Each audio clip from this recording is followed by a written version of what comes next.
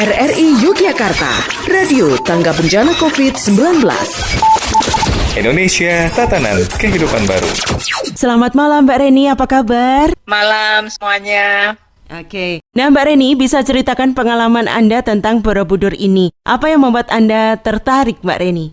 Ya, jadi Borobudur itu ya sangat kompleks ya, dan hanya beberapa hal yang kita ketahui. Jadi kesempatan dalam musim pandemi ini karena tidak banyak tugas gitu, saya tuh benar-benar penasaran dan memanfaatkan waktu untuk menggali lebih dalam apa itu cerita-cerita di dalam relief Borobudur. Informasi apa yang berusaha Anda dapatkan dalam relief Borobudur tersebut? Jadi saya ini melakukan riset personal dan modalnya tuh cuma sekedar ingin tahu, penasaran, dan ternyata saya menemukan banyak pengetahuan praktis yang sejalan dengan Dharma, sejalan dengan kebenaran, yang ya itu kita bisa sebut sebagai life skill dari rentetan relief-relief di Borobudur. Nah, di Candi Borobudur itu kan banyak sekali kaitannya ataupun paralelnya dengan budaya Tionghoa. Ada banyak ajaran yang terukir dalam relief candi yang itu memuat tuntunan hidup yang luhur. Kekayaan nilai dan kebajikan ini untuk siapa saja. Sifatnya tuh umum, universal. Sebenarnya tidak dimonopoli oleh agama dan kepercayaan tertentu. Jadi monggo kita belajar bersama dari leluhur bangsa. Semua cerita dan simbol yang terukir di Borobudur itu punya tujuan loh. Dan Borobudur termasuk dalam situs warisan dunia yang sudah ditetapkan oleh UNESCO dengan nomor C592. C itu artinya kultur atau budaya. Revitalisasi Borobudur ini termasuk salah satu program besar pemerintahan Jokowi saat ini. Jadi ini sifatnya super prioritas gitu. Ini tentu akan berimbas nantinya mengangkat situs-situs yang lain yang ada di sekitarnya.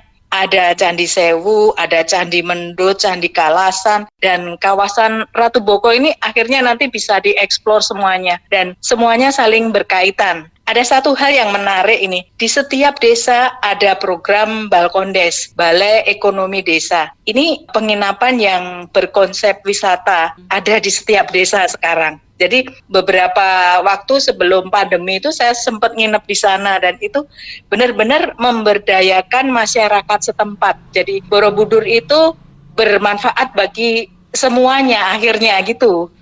Mungkin ketika sebelum pandemi ini bisa diberdayakan semua akses yang ada di TWC, Taman Wisata Candi, termasuk juga Borobudur begitu ya? Benar. Dari penelitian Anda apa yang menarik ini Mbak Reni, dari pengamatan Anda? Ya, ini saya mau cerita sebelumnya dulu ya. Jadi kita kalau mau belajar atau meneliti memang butuh belusuan ya.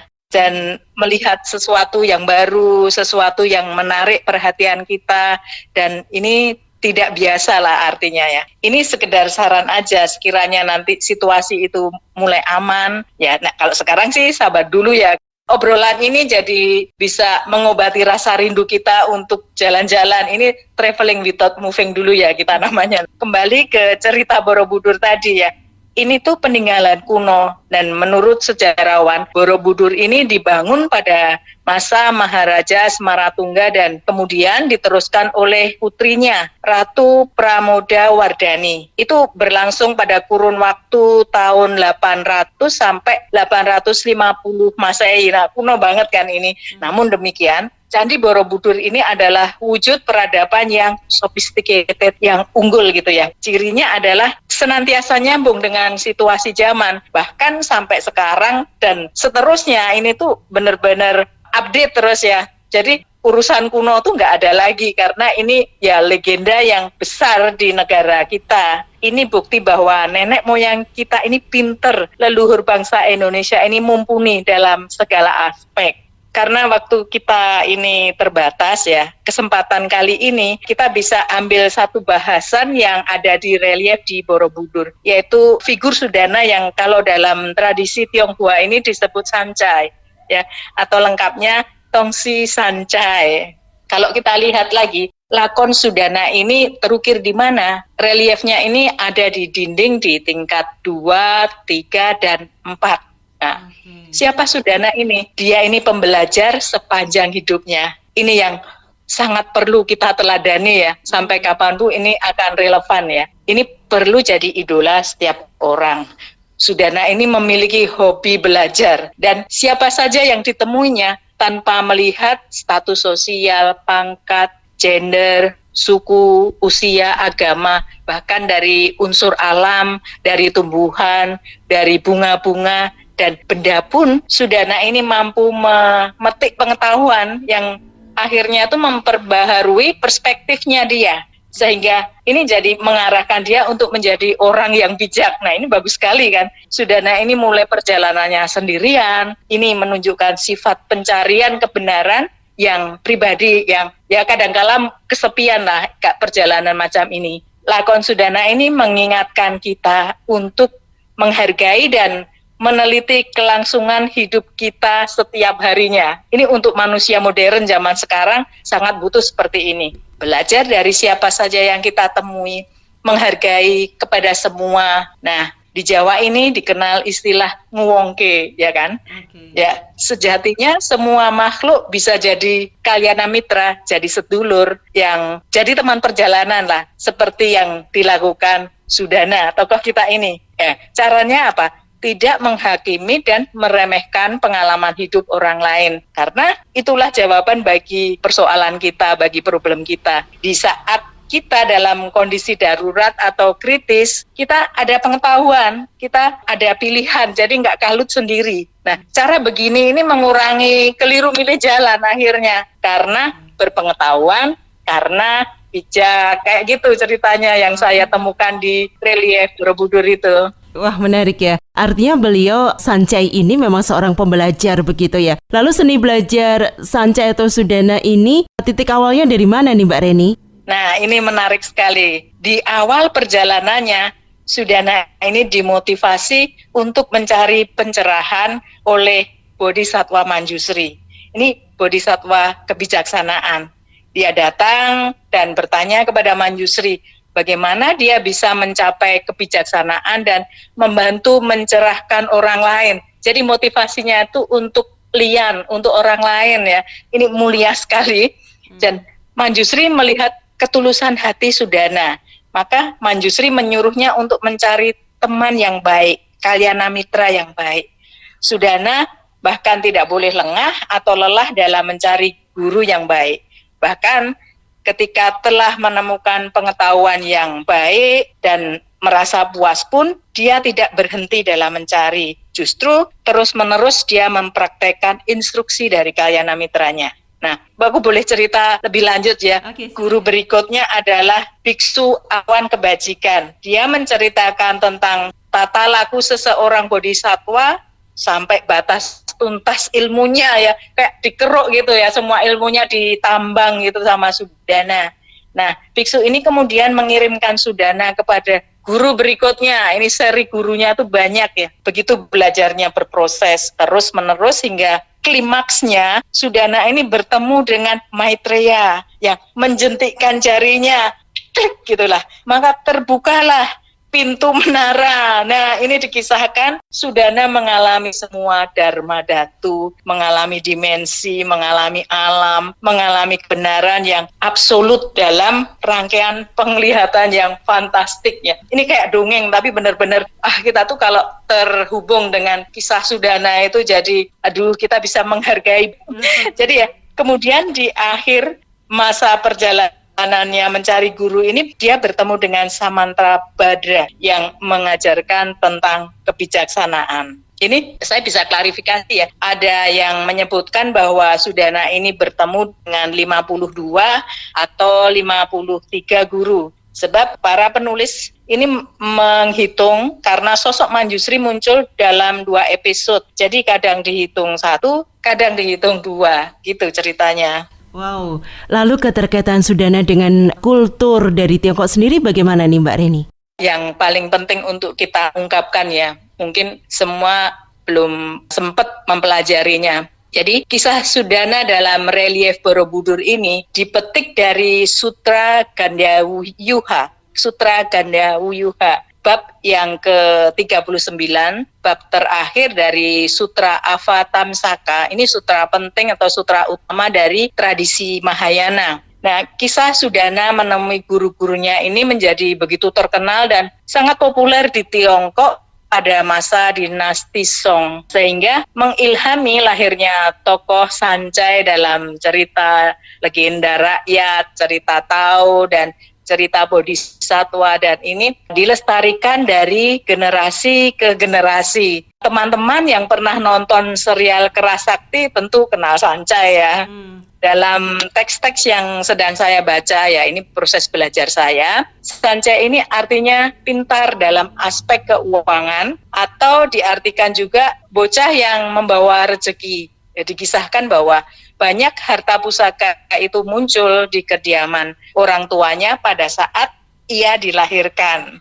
Nah, kita bisa lihat Sancai itu ada di mana? Di dalam lukisan klasik Tiongkok yang roll yang digulung digantung itu loh, atau di altar masyarakat Tionghoa atau altar kelenteng Tridharma. Biasanya Sancai ini ditampilkan seumur bocah kecil yang mendampingi Kuan Im, Dewi Welas Asih. Kalau Dewi Welas Asih ini digambarkan sebagai wanita muda umur 30-an. Jadi Sancai ini asisten Dewi Kuan Im yang telah teruji kesetiaannya. Siapa Dewi Kuan Im ini di dalam relief Candi Borobudur? Dia adalah Avalokiteswara yang muncul sebagai guru atau Kalyana Mitra Sudana yang ke-28. Jadi ini guru yang nomor 28 ya.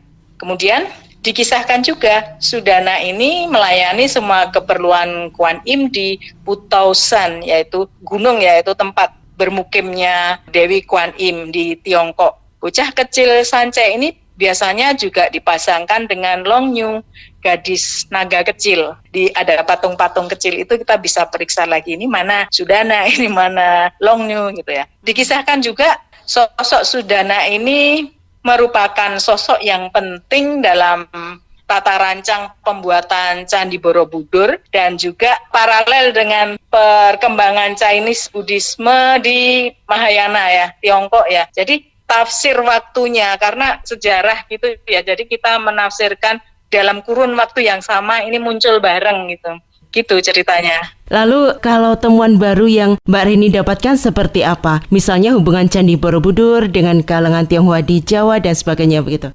Ada satu hal yang menarik dan ini jarang diketahui umum ya. Kisah penemuan kembali Borobudur ini ternyata kan tidak sesederhana yang diketahui secara umum, secara luas seperti sekarang ini. Sebab selain Raffles sebagai wakil pemerintahan Inggris di Tanah Jawa dan Cornelius yang selalu disebut sebagai sarjana atau ahli purbakala yang berkebangsaan Belanda, ada satu sosok lagi yang disebutkan berperan besar, justru dia berperan besar di dalam menemukan kembali Borobudur. Ya, ini seorang kapiten Tionghoa bernama Tan Jingsing dengan dibantu mandornya Rahmat dan warga desa. Lokasi Candi Borobudur itu ada di Desa Bumi Segoro. Ada satu tokoh lagi, Paimin, ini orang desa di situ yang bersama-sama akhirnya mereka itu mengerahkan sekitar 200 penduduk sekitarnya untuk membuka jalan, membuka area yang tertimbun oleh hutan lebat, juga ada erupsi vulkanik yang sangat tebal pada zaman itu ya. Yang mereka lakukan dalam upaya pertama adalah menebang sebagian pepohonan hutan dan membuat struktur candi yang berbentuk piramida itu terlihat. Nah, Tan Jingsing ini hati-hati juga ya. Kemudian dia mengeksplor candi tersebut dan memohon kepada Raffles untuk melakukan restorasi. Karena dia itu kapiten yang memerintah di Yogyakarta waktu itu. Jadi dia menghadap ke Raffles dan memohon untuk melakukan restorasi. Raffles ini baru menunjuk Cornelius yang masih bermukim di Semarang untuk turun ke lapangan, melihat bersama kondisi situs yang digali tersebut. Gitu ceritanya. Dari restorasi yang dilakukan oleh Tan Jingsing ini, maka sebetulnya penemuan apa sih yang bisa didapatkan Mbak Reni? Dalam lintasan sejarah Jawa ya, Tan Jingsing ini dikenal sebagai Bupati Nayoko di Yogyakarta pada masa pemerintahan Sultan Hamengkubuwono III. Dan dia itu gelarnya KRT Seco Diningrat. Kanjeng Raden Tumenggung menjabat bupati sampai meninggal pada 10 Mei 1831. Ini salah satu trah Tionghoa yang masuk di lingkungan Keraton Yogyakarta. Nah, kalau cerita Tan Jingsing ini ya, sebelumnya Tan Jingsing ini menjabat Kapiten Tionghoa di Karesidenan Kedu. Di sana juga 10 tahun, 1793 sampai 1803. Tan Jingsing ini adalah seorang lelaki yang cerdas dan terampil. Dia menguasai tata krama Jawa, kultur Tionghoa, dan juga edukasi kultur Eropa. Pada zaman itu kombinasi kemampuan yang seperti ini sangat jarang. Dia bisa berbahasa Belanda, bisa bahasa Inggris, di samping Mandarin dan Jawa halus, dia juga sangat pintar. Tulisan sejarawan Peter Carey ya menyebutkan bahwa karakter Tan Jingsing ini mencerminkan gabungan antara ketajaman seorang Tionghoa dan kecerdikan orang Jawa. Nah, namanya ini sempat menjadi nama satu ruas jalan, yaitu Jalan Seco Diningratan. Namun kemudian diganti menjadi Jalan Pangeran Senopati. Ini ruas jalan yang sangat dekat dengan Wihara Buddha Praba di situ. Ini sedikit informasi tentang Tan Jingsing ya. Kemudian kalau saya boleh cerita nih, saya mau menceritakan tentang kediaman Tan Jingsing. Ini di mana gitu ya. Mesti orang bertanya-tanya karena ini sesuatu hal yang baru. Ini ada di Ketandan ya. Kediaman Tan Jingsing Kanjeng Raden Tumenggung Seco Diningrat ini berada di Kampung Ketandan. Ini kawasan pecinan paling populer di Yogyakarta. Kalau ke Jogja, mestinya mampirlah ke sini. Karena banyak hal yang menarik di situ. Posisinya di mana? Ini ada di sebelah utara Pasar Bringharjo, di belakang Jalan Malioboro. Ada gapuronya besar yang tampilannya tuh benar-benar kelihatan bangunan Cina gitu ya. Kemudian gelar budaya Tionghoa di setiap Imlek. Nah, ini puncak acara yang sering jadi agenda menarik ya. Sebenarnya ini upaya dari beberapa komunitas Tionghoa untuk menghadirkan kembali kultur budaya klasik Tiongkok dan juga menampilkan akulturasi dengan budaya setempat. Nah, ini banyak hal menarik yang bisa kita saksikan di situ karena rumah tinggal Tan Jingsing ini ditata secara kreatif menjadi semacam museum ya. Kita bisa lihat porselen Cina yang klasik, peninggalan kuno, kemudian juga ditampilkan musik klasik. Kalau kita dengar musik klasik Tiongkok itu ya, mungkin erhu atau apa gitu, guseng gitu ya. Ini membuat hati kita tuh langsung adem ya. Ada juga pertunjukan wayang potehi. Pengunjung tuh bisa experience mewarnai topeng wayang potehi, juga ada tradisi minum teh yang digelar di situ, ada ramalan, model ramalan gitu juga ada, yang sering ini banyak mengundang kalangan muda, kalangan remaja gitu ya, mereka penasaran dengan hal-hal yang klasik gitu ya. Yang menyatukan itu ada cooking class, menu-menu tradisional yang pastilah hauce ini ya, gitu. Okay. Sebetulnya literatur yang mungkin Mbak Reni gunakan atau bahan penelitian tentang Borobudur, tentang sosok Tan Jingsing ini dari mana agar juga pendengar RRI mereka tertarik begitu Mbak Reni? Ada beberapa teman juga yang membantu penelitian ini. Ada banyak buku sih yang sekarang yang beredar atau ada juga acara-acara webinar tentang Borobudur yang selama tahun kemarin itu banyak sekali diungkap. Belajar online gitulah dari teman-teman, dari komunitas meditasi, dari komunitas yang tertarik mengupas Jawa kuno gitu, itu muncul buku-buku ya di pasaran gitu, ada tentang Borobudur, ada Bumi Sambara, Borobudur, macam-macam kayak gitu. Sekarang ini kita kan sudah sangat terbuka sekali ya, jadi dari internet pun kita bisa dapat bahan yang sangat banyak. Kemudian kalau Tan Jingsing ini memang ada beberapa buku yang ditulis oleh sejarawan atau juga keluarga keturunan Tan Jingsing ini sampai sekarang ini. Dan ini sudah dibukukan ya. W.S. Wardoyo atau siapa namanya. Saya agak lupa gitu. Nah, Mbak Reni, untuk tetap bisa melakukan riset begitu ya, tadi sekilas memang disebutkan juga saat ini kita berada di masa pandemi. Beberapa kali Taman Wisata Candi Borobudur dan sebagainya itu kan sempat ditutup begitu. Bagaimana sih untuk tetap Mbak Reni bisa melakukan risetnya? Ya, sebenarnya riset tidak perlu kondisi pandemi kita nggak keluar ya memang, tapi ada teks-teks yang bisa kita baca. Ya, jadi saya ini mengkaji beberapa buku juga. Selain sebelum pandemi itu memang saya keluyuran ya, belusuan di Borobudur, itu ada Borobudur Writer Festival yang saya ikuti dan juga buku-buku yang saya baca. Gitu sih simpelnya. Jadi ya kita mau belajar tapi carilah metode yang aman untuk diri kita sendiri. Kita tetap menjaga kesehatan tapi juga memanfaatkan waktu luang dan juga bisa terhubung dengan sejarah, kultur, budaya yang itu tuh memperkaya khasanah pengetahuan kita. Ini yang menguntungkan. Jadi kita juga tidak merasa kesepian atau kehilangan minat terhadap segala sesuatu di sekeliling kita ya. Kita tetap mesti antusias dengan situasi apapun. Ini juga mungkin didorong karena kita punya komunitas praktisi meditasi. Jadi satu sama lain itu saling support. Di akhir perbincangan kita nih Mbak Reni, nilai positif yang bisa ditarik terkait pembelajaran Sudana dan juga Tanjing Sing ini bagi generasi saat ini apa sih Mbak Reni? Betul, ini pertanyaan yang bagus. Jadi kesempatan untuk belajar di sepanjang umur ya. Sudana ini menjadi sosok idola, sosok contoh yang perlu kita teladani karena dia suka belajar. Kita bisa mengambil satu poin aja. Rasa penasaran, rasa ingin tahu, kita bisa bermitra dengan siapa saja. Nah, dari situ kita mengkoleksi ilmu dari setiap orang, dari setiap sisi yang terjadi di sekeliling kita. Saya sangat kagum dengan Sudana ini, bijaksana juga ya. Kita ya mau apa lagi sih kita di kondisi seperti ini, ya pengennya jadi manusia yang bijak gitu ya.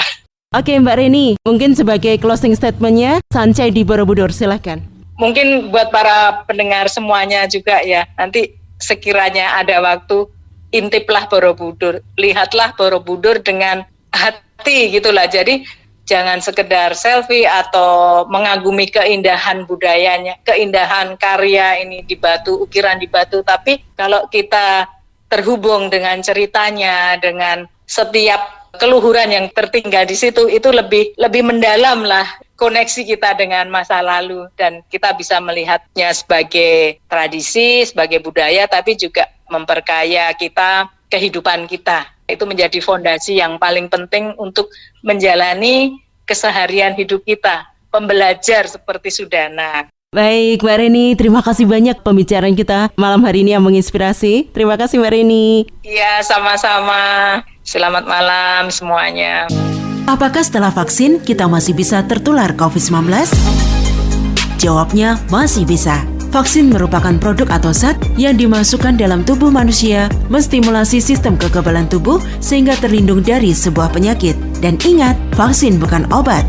Pemberian vaksin tidak menjamin orang tidak terinfeksi COVID-19, tetapi menjadikan orang memiliki kekebalan untuk melawan penyakit, sehingga jika terkena COVID-19 tidak menimbulkan kesakitan yang parah.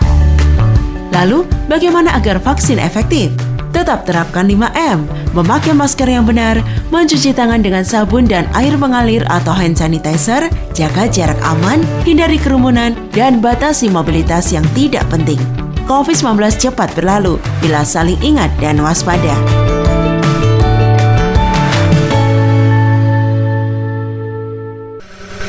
Channel ini bisa didengarkan dengan kualitas audio lebih baik. Download aplikasi RRI Playgo di smartphone. RRI Playgo, satu aplikasi untuk mendengarkan RRI se-Indonesia, siaran luar negeri, saluran musik Channel 5, menyaksikan siaran RRI yang divisualkan, RRI Net, informasi terakurat RRI Online, RRI 30 Detik, RRI Max, Beyond, dan Editorial Pro 3. Selamat datang di era digital RRI. Kini, mendengar, menonton, dan membaca berita cukup di satu aplikasi. RRI Playgo. RRI Yogyakarta, Radio Tangga Bencana COVID-19. Indonesia, tatanan kehidupan baru. Pak Agus Wan An, apa kabar Pak Agus? Ya, baik. So far so good. Oke. Terima kasih. Nah Pak Agus, kalau pandangan Pak Agus tentang sancai di Borobudur, seperti apa Pak?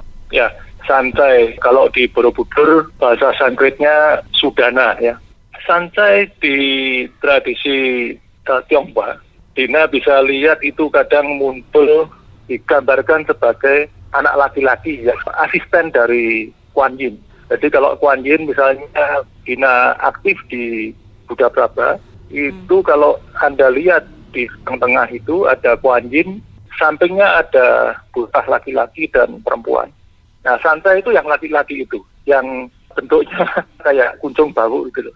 Jadi cuman ada kuncungnya di depan itu sancai. Dan di tradisi Tionghoa, dia juga dikenal sebagai dewa kemakmuran.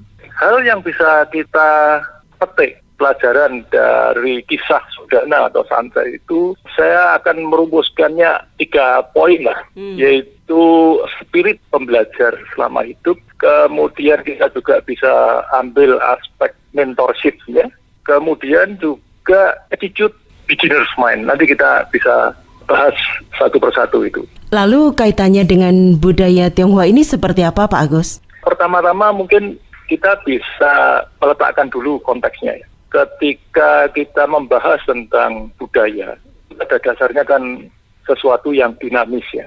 Dalam artian budaya yang baik, ada budaya yang kurang sehat.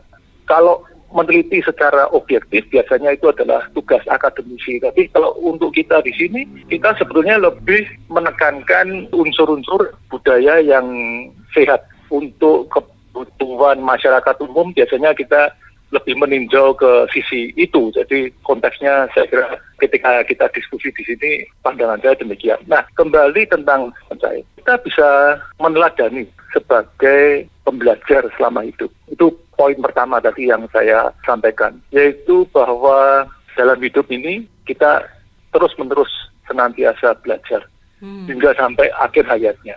Sebagaimana Dina mungkin bisa diskusi dengan Mbak Reni, yang dia mungkin menceritakan juga misalnya tentang Sudana belajar dengan 50 sekian guru yang datang dari berbagai macam latar belakang, kemudian tidak hanya profesi, tapi juga kalangan, status sosial, berbagai profesi, etnik, selalu mengambil the best dari setiap orang yang dia temui gitu.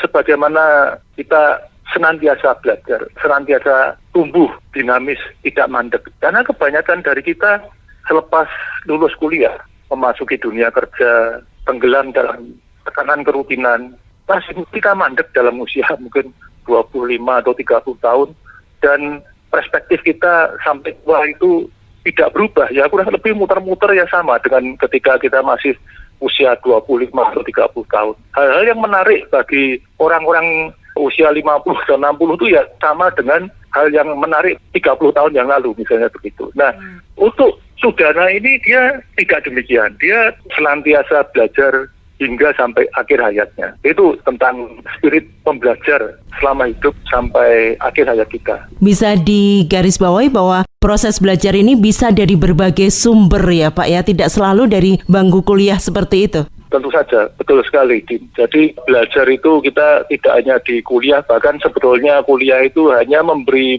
starting point ya, bekal awal, dan ketika kita terjun di masyarakat, kita terus-menerus belajar dan terus-menerus tumbuh gitu.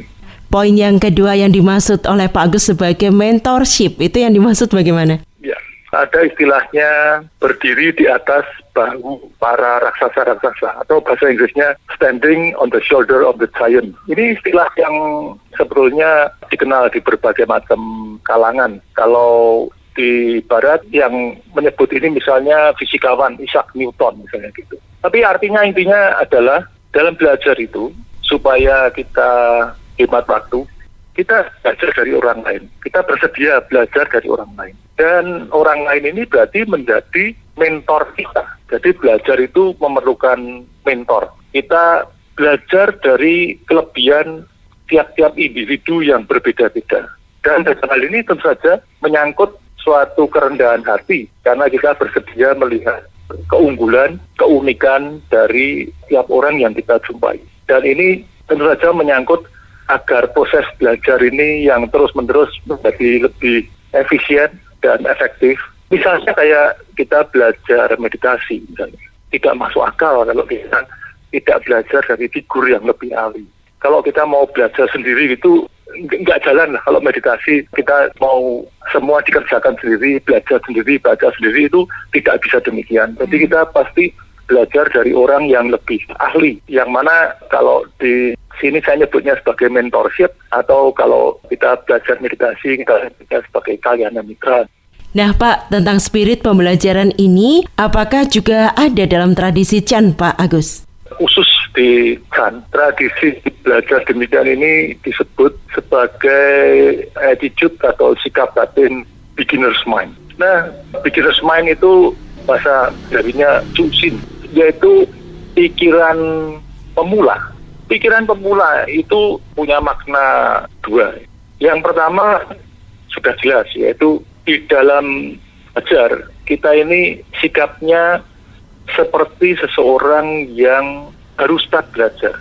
Artinya kalau orang yang baru start belajar itu pikirannya terbuka, dia berminat, dia tertarik. Sebaliknya kalau orang yang merasa sudah berpengalaman, dia merasa sudah tahu, maka pikirannya menutup. Dia tidak bisa belajar, dia tidak bisa mendengar dari orang lain. Itu lawan dari pikiran pemula. Jadi istilah belajar atau tadi kita sebut sebagai pikiran pemula atau beginner's mind, itu adalah attitude yang terus-menerus belajar, di mana berarti pikirannya membuka, siap mendengar pendapat orang lain, tertarik, berminat, ada perhatian. Jadi batinnya fleksibel dan tidak sok tahu. Sekali lagi ketika pikiran kita rumong sok tahu, kita mandek dan kaku, tidak bisa belajar dalam hal ini. Itu artian pertama tentang pikiran pemula, yaitu pikiran seseorang yang baru memulai belajar. Sikapnya selalu demikian. Ketika kita bertemu dengan mentor, kita tidak sok tahu. Sebetulnya kita juga bisa refleksi juga, yaitu ketika kita berjumpa dengan seseorang, kalau pikirannya sok tahu, dia tidak bisa mendengar, karena kita hanya mendengar ocehan di otak, di kepala kita sendiri, tidak bisa memperhatikan apa yang di luar. Pikirannya, perhatiannya tersedot habis di ocehan di dalam kepala kita sendiri. Itu artian pertama dari pikiran pemula. Kemudian artian yang kedua, ini sesuatu yang lebih dalam ya, yaitu mencoba untuk menjaga agar pikiran ini fresh, baru. Kalau bisa dari saat ke saat pikirannya fresh, baru. Sehingga ketika kita menjumpai kenyataan di dalam meditasi maupun di dalam kehidupan sehari-hari, kita tidak didikte atau bahkan tidak diteror oleh hal-hal yang sudah lalu. Karena sebenarnya hal-hal yang sudah lalu itu bukan lagi kenyataan. Ya. Jadi kita menghadapi kenyataan itu secara apa adanya, fresh, baru, dari saat ke saat. Saya kasih contoh ya, Din. Misalnya yang paling menonjol itu di urusan meditasi lah misalnya. Ketika kita duduk meditasi, kalau latihan sebelumnya atau sesi meditasi sebelumnya, mungkin kita pikirannya kacau atau kakinya sakit. Nah, kalau kita tidak menggunakan pikiran pemula yang segar, baru, maka next time kalau kita mau meditasi lagi, pengalaman nggak enak itu bisa menghantui kita. Kita bisa diteror oleh pikiran yang lalu. Nah, di dalam Chan, ketika kita berlatih, setiap duduk itu sesuatu yang baru. Hal yang lalu, betul, kita boleh belajar. Tapi jangan sampai dia mendikte atau bahkan menteror kita. Ketika kita start baru. Jadi pengalaman lalu, baik itu pengalaman yang tidak enak, maupun pengalaman yang enak, itu tidak mendikte kita. Kita start dari baru. Bahkan di dalam satu sesi pun, misalnya di dalam meditasi, saat ini misalnya kita coba karu-karuan. Mungkin 10 menit kemudian kita sudah rasanya, menyerah adalah percuma. Tapi kalau kita mengadopsi pikiran pemula ini yang segar, maka kita akan bilang ke diri sendiri, nggak tahulah, mari kita start baru. Mungkin menit berikutnya sesuatu akan terjadi. Jadi kita tidak, istilah saya, tidak diteror oleh hal-hal yang sudah lewat. Begitu kurang lebih. Dan ada banyak makna yang bisa pakai di dalam kehidupan sehari-hari ini tentang beginner's mind atau pikiran pemula. Ini adalah suatu sikap yang sangat mendalam. Iya, apakah ini juga sama? Ketika kita akan mempelajari satu hal yang baru, ibarat harus mengosongkan gelas begitu Pak Agus? Betul, tepat sekali. Tepat sekali seperti itu. Dan sebetulnya kalau tadi Dina bilang, ketika kita berjumpa atau belajar harus start dari mengosongkan gelas, itu tidak hanya berfungsi dalam proses belajar. Saya kasih contoh ya, Din, tentang kehidupan sehari-hari. Terapannya atau manfaatnya dalam kehidupan sehari-hari. Contohnya demikian. Di dalam keseharian, kita berjumpa dengan banyak orang, baik orang sekitar kita, keluarga dekat, kolega, ataupun kawan-kawan di komunitas, di organisasi, atau di masyarakat. Setiap perjumpaan, interaksi, kalau kita menggunakan attitude, pikiran pemula, atau tadi istilahnya Dina, gelas kosong, gitu ya. Maka di dalam perjumpaan, setiap hari, atau bahkan setiap saat, kita melihat orang itu mencoba baru, segar, sehingga jangan didikte oleh masa lalu. Kita belajar dari masa lalu tentu saja. Tapi kalau kita didikte oleh masa lalu, maka jumpa orang, kita melihatnya hal-hal yang lalu. Kita langsung ngecap, kamu itu dasarnya kemarin begini. Itu model yang bukan pikiran pemula, pikiran yang sok tahu. Jadi jumpa orang kita sudah punya cap. Kamu itu sedari dulu begini. Padahal orang itu kan dari saat ke saat kan sebetulnya selalu baru. Itu contoh dengan orang. Lebih buruk lagi. Kalau kita tidak kenal dengan prinsip ini, yaitu pikiran pemula atau beginner's mind, pengalaman masa lalu yang sebetulnya sama sekali tidak ada hubungannya dengan orang, katakanlah itu misalnya kita punya pengalaman masa kecil, pengalaman masa lalu, kemudian kita jumpa dengan orang baru yang tidak ada hubungannya atau belum pernah kita jumpai sama sekali. Tapi karena tidak kenal dengan prinsip pikiran pemula tadi, maka pengalaman masa lalu itu mendikte kita. Kita hanya melihat orang mungkin dari gesturnya, tipe wajahnya, atau pakaiannya, atau latar belakang entah kampungnya, atau etniknya, atau namanya. Kita harus ngecap gitu aja. Ngecap menggunakan trauma-trauma masa lalu gitu. Ini kalau di dunia umum bahkan kita nyebutnya sebagai stereotyping. Contohnya begitu. Itu adalah contoh pikiran yang bodoh, pikiran yang tidak segar, gitu. Pikiran yang paham bahwa sebetulnya segala sesuatu itu baru, setiap saat baru. Ini contoh yang jelek adalah lawannya dari beginner's mind adalah kalau di masyarakat kita nyebutnya stereotyping. Ya Pak, terkait spirit untuk pembelajaran, mempelajari satu hal yang baru, apakah ini juga bisa kita adaptasi di era sulit saat ini nih Pak Agus? Oh ya, tentu saja, Din. Yang pertama, kita ini dalam menghadapi situasi demikian ini kan sesuatu yang belum pernah kita jumpai, gitu, Din. Kalau kita tidak siap dengan sesuatu pembelajaran sebelumnya, susah sekali. Demikian ini susah sekali. Misalnya kita harus tinggal lockdown misalnya di rumah, gitu.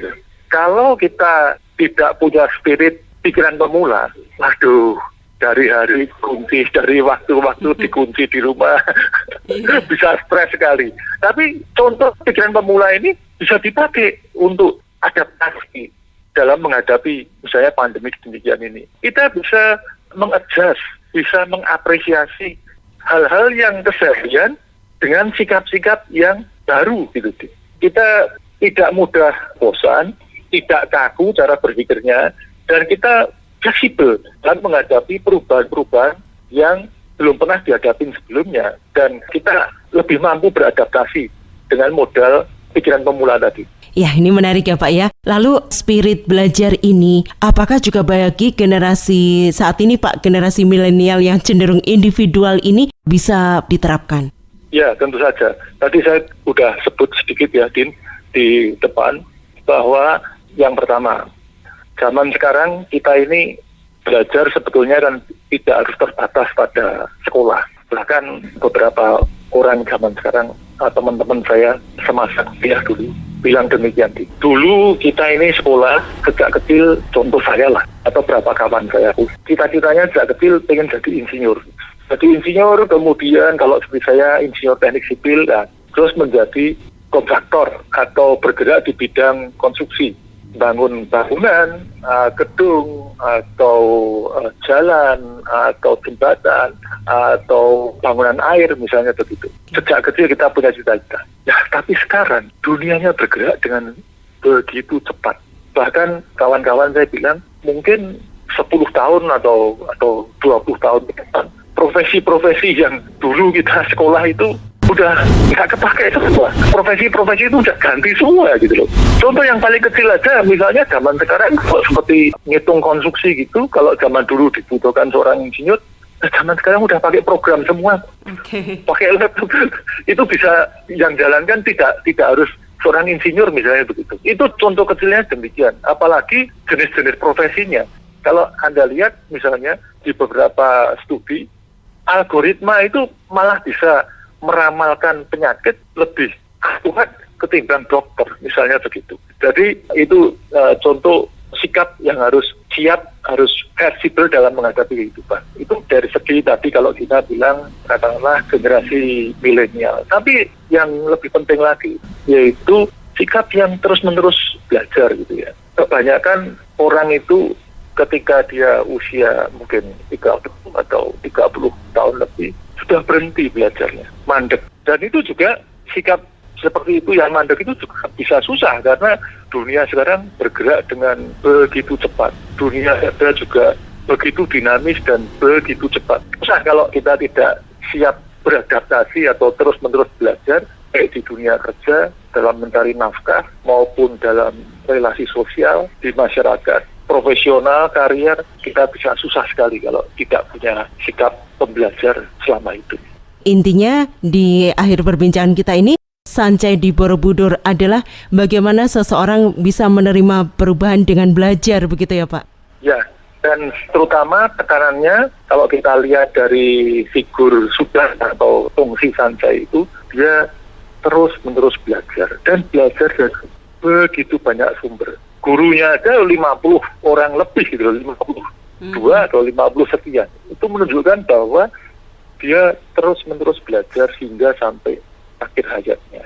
Dan spirit yang hendak kita dorong kawan-kawan semua kepada audiens yang terhormat adalah terus-menerus bersedia, terus-menerus belajar. Tumbuh, terbuka, pikirannya open, fleksibel, siap beradaptasi, siap menerima ide-ide baru, siap untuk mengkoreksi atau dikoreksi, siap untuk meninjau kembali hal-hal yang dulunya kita yakini, tentu saja dengan cara-cara yang sehat dan cerdas gitu ya. Belajarlah dari mentor, carilah mentor atau guru yang lebih ahli, standing on the shoulder of the giant gitu. Ya baik Pak Agus, mungkin di akhir perbincangan kita sebagai closing statement-nya Sancai di Borobudur, silakan. Ya, belajarlah selama hidup sampai akhir hayat kita. Dan adopsi pikiran pemula, beginner's mind. Sebagai lawannya adalah orang yang merasa berpengalaman atau sok tahu, ya pikirannya menutup. Jadi kita lebih mengadopsi pikiran yang pemula, baru, fresh. Dari saat ke saat kita segarkan pikiran kita menghadapi dunia ini atau hidup ini karena dengan pikiran dan mata yang baru dari saat ke saat. Pak Agus, terima kasih sekali untuk perbincangan kita di malam hari ini. Semoga bermanfaat dan selalu sehat. Cici ya Pak Agus. Siap. Cacen. Pendengar, sampai di sini kebersamaan kita dalam Dialog Budaya Tionghoa yang disiarkan Pro 1 RRI Yogyakarta. Saya Dina Febrina beserta seluruh kerabat kerja yang bertugas mengucapkan terima kasih untuk kebersamaan Anda. Cici, Cacen, Wan An. Lintas Jogja Malam. RRI Yogyakarta.